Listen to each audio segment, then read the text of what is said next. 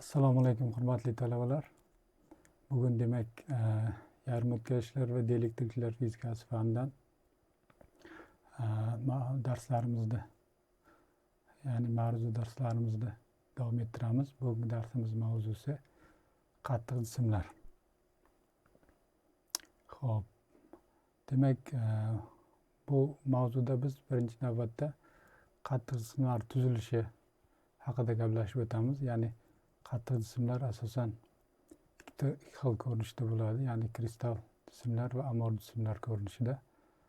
Demak, atomlari yoki molekulyar tartibli muayyan geometrik shaklga ega bo'lib joylashgan jismlar o'sha demak kristal jismlar bo'ladi. Ya'ni kristal jismlarda kristal panjaralar mavjud. Ya'ni ularning erish va qotish haroratlari aniq. Bunday jismlarga misol keltiradigan bo'lsak, o'sha mis, temir, tuz, olmos bunlarni keltirishimiz mumkin. Amor jismlarni oladigan bo'lsak, demak o'sha ichki tuzilishi tartibsiz holda joylashgan jismlarimiz bu demak amor jismlar hisoblanadi. Ya'ni eritilganda aniqlangan haroratda emas, balkim ma'lum bir intervalda eriydi, ya'ni yumshaydi. Bunday jismlarga misol keltiradigan bo'lsak, o'sha shisha, plastmassa, kauchuklarni misol keltirishimiz mumkin. Shunga asosan demak kristal panjarada to'xtaladigan bo'lsak, kristal jismlarda zarrachalar, ya'ni o'sha zarrachalar atomlar, ionlar yoki molekulalar kiradigan bo'lsa, kristal panjara deb ataluvchi tartibli tuzilishda joylashgan bo'ladi. Ya'ni kristal panjarada. Demak, kristal panjaraning turlariga keladigan bo'lsak, tetragonal, geksagonal, ortogonbik va hokazo demak turlari mavjud. Ya'ni kristal tuzilishga ega bo'lgandan keyin uning demak ma'lum bir shakl bo'lganda uning demak panjara turlari mavjud. Kristalning asosiy xossalari demak to'xtaladigan bo'lsak, aniq geometrik shaklga va aniq qattiqlikka va zichlikka, erish haroratiga va issiqlikdan kengayish koeffitsiyentiga ega bo'lishi kerak. Demak, bunda o'sha kristal xususiyatini namoyon qiladi. Xo'p, kristal panjaraning garmonik tebranishlari. Demak, kristal panjaraning asosiy kattaliklaridan biri bu koordinatsion son hisoblanadi. Ya'ni koordinatsion son panjarada tugunda joylashgan atomning eng yaqin o'rab turgan atomlar soni bilan bog'lanib, demak bir nechtagacha bo'lishi mumkin. Ya'ni bu o'sha oddiy kub panjarada har bir atom 6 ta eng yaqin qo'shni atom bilan demak o'rab turadi. Bu holat birinchi koordinatsion son deb ataladi. Bu demak panjara doimiysini ifodalaydi.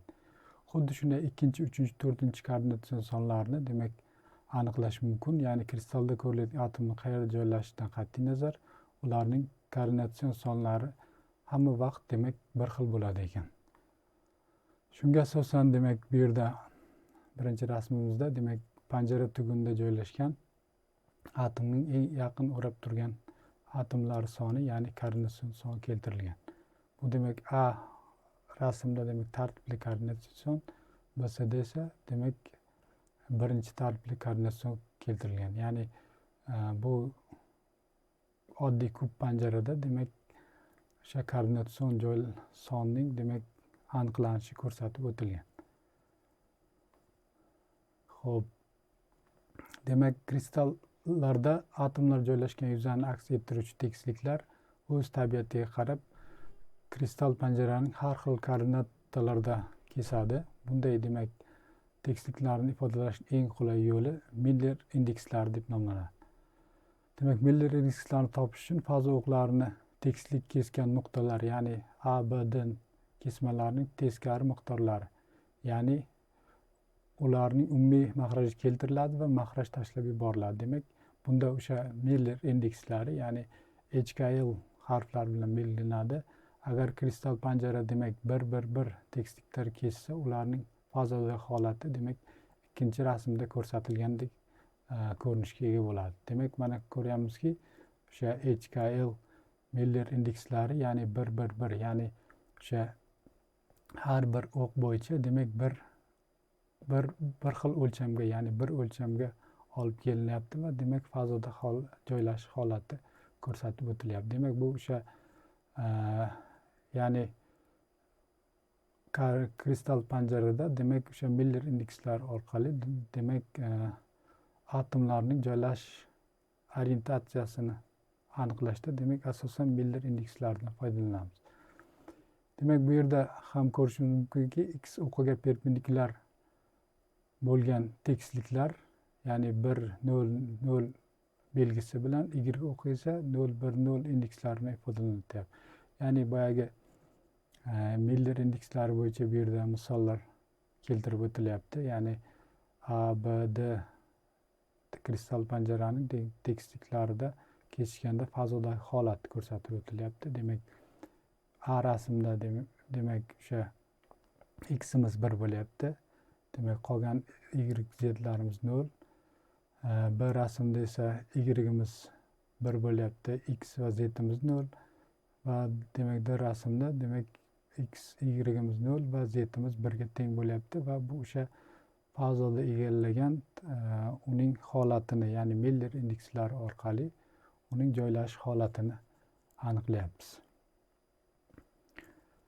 Demak agar indeks 1 1 0 z o'qiga parallel, ammo x y o'qlari bir xil masofada kesgan bo'lsa, demak bunday tekisliklarni ifodalash quyidagi rasmdagi ko'rinishda bo'ladi.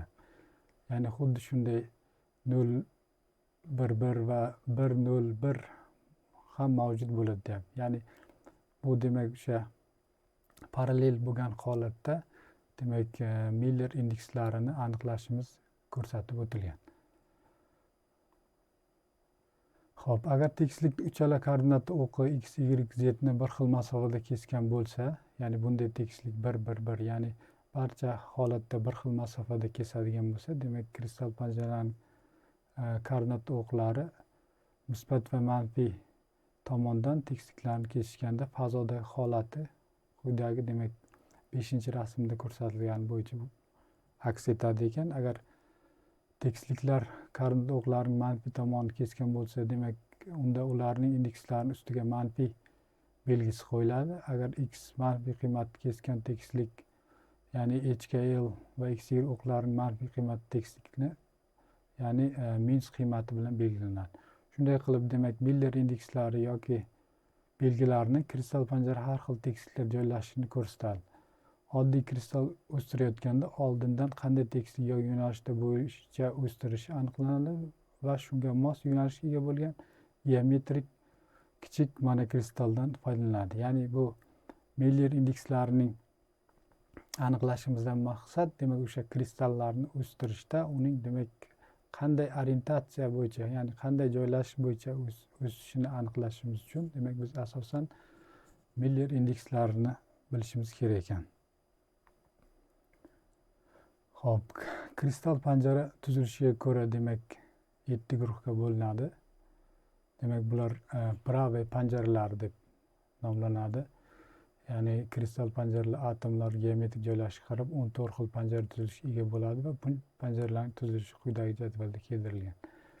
Ya'ni biz o'sha atomlarning demak kristal tuzilishini kristal panjaralar orqali ifodalaganimizda demak o'sha kristal panjaralarni 7 ta xil guruhga bo'lib o'rganar ekanmiz.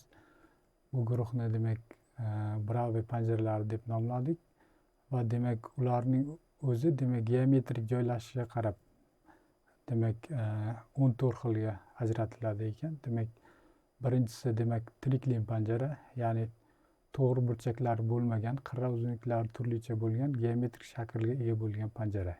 Ya'ni demak o'sha tomonlar bir-biriga, ya'ni ABC tomonlar bir-biriga teng emas va demak AB alfa, beta, gamma burchaklari demak 90 gradusga teng bo'lmagan panjaraga demak o'sha triklin panjara deyiladi. Ikkinchisi demak monoklin panjara, demak qirra uzunliklari turlicha bo'lgan hamda demak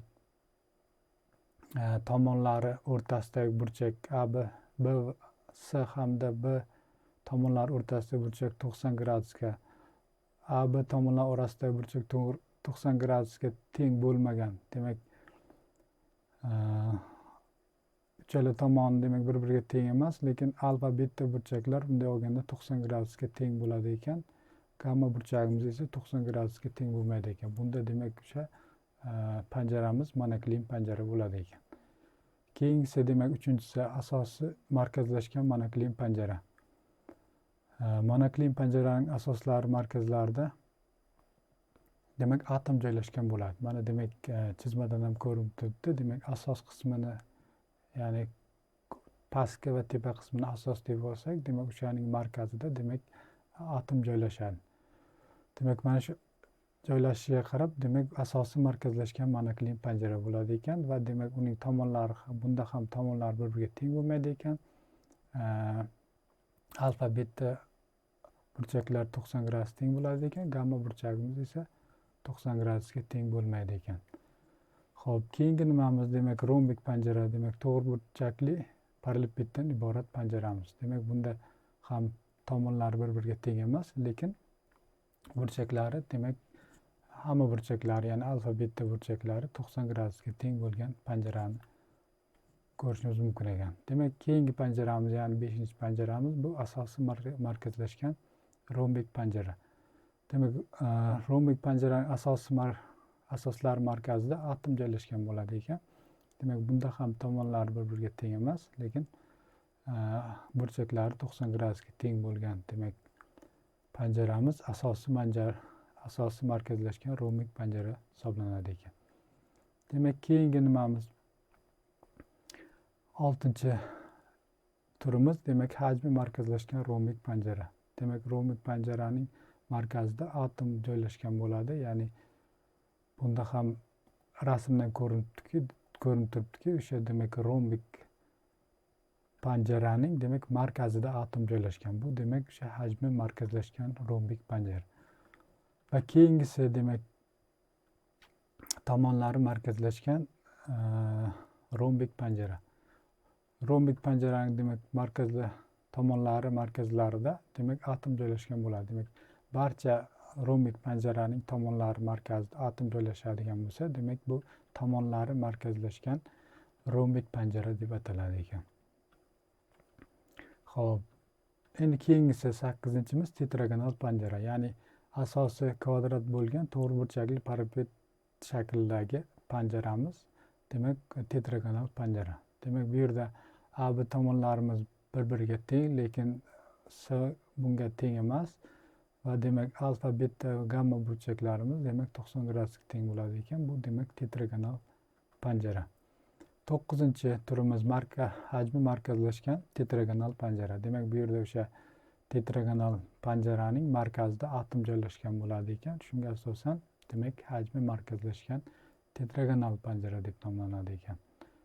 Xo'p, shunga asosan demak alfa beta gamma burchaklarimiz ham 90 gradusga teng, ya'ni to'g'ri burchakka ega bo'ladi ekan. Xo'p, keyingi 10-nimamiz demak romboedrik panjara, ya'ni trigonal panjara deyiladi. Tomonlari bir-biriga teng, burchaklari ham bir-biriga teng va 90 gradusga bo'lmagan geometrik shakldagi panjara yoki asoslari va tomonlari demak teng bo'lgan, demak A, B, S tomonlari teng, alfa beta gamma burchaklari demak alfa beta burchaklari 90 gradusga teng, gamma burchagi 90 gradusga teng bo'lmagan panjaramiz demak romboedrik, ya'ni trigonal panjara deb nomlanadi ekan. Xo'p, keyingi panjaramiz demak geksagonal panjara. Bu yerda o'sha asosi to'g'ri 6 burchakli prizma shaklidagi panjara. Bunda demak alfa beta burchagimiz 90 gradusga, gamma burchagimiz 120 gradusga teng bo'ladi ekan. Shunga asosan demak geksagonal panjara. Keyingi 12-panjara turimiz kubik panjara, ya'ni oddiy kub panjara. Shakli kub ko'rinishidagi panjara, ya'ni kubik panjara uchun 3 xil ko'rinish mavjud. Oddiy hajmi markazlashgan va tomonlari markazlashgan. Ya'ni tomonlar bir-biriga teng, burchaklari 90 gradus teng bo'lgan, demak oddiy kub panjara. Demak ya'ni buning hajmi demak o'sha tomonlarning kubiga teng bo'ladi. Va demak 13-turimiz hajmi markazlashgan kub panjara, demak shakli kub ko'rinishda, ammo markazi bitta atom joylashgan panjara. Demak bu hajmi markazlashgan kub panjara. Demak o'sha kub panjarani markazida bitta atom joylashgan. Va oxirgi, demak 4-turimiz tomonlari markazlashgan kub panjara. Ya'ni shakli kub ko'rinishda, ammo kubning 6ta tomoni o'rtalarida bitta atom joylashgan. Ya'ni o'sha hamma tomonlari markazida, demak atomlar joylashadigan bo'lsa, demak tomonlari markazlashgan kub panjara bo'ladi ekan. Demak 14ta turini demak sizlar bilan gaplashib o'tdik. Ya'ni o'sha panjaralarning 14ta turi, ya'ni Bravo panjaralarmi. Endi bu bo'yicha demak bu yerda masala keltirilyapti. Ya'ni oddiy kub ko'rinishidagi panjaraning demak panjara doimiysi berilyapti. Ya'ni 5,4 angstrom, demak 1 santimetr kub kremniy qancha elementar panjara borligini hisoblash keltirib o'tilyapti. Va bu yerdan demak hisoblash natijasida o'sha 1 santimetr kubda ko'ryapmizki 6,3 10 darajasi 21 ta demak oddiy kub panjara joylashadi ekan. Demak o'sha kremniy kristallida.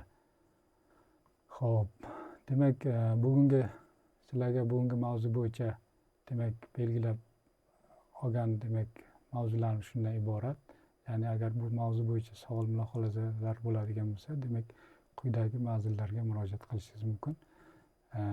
E'tiborlaringiz uchun rahmat. Sog' salomat bo'linglar.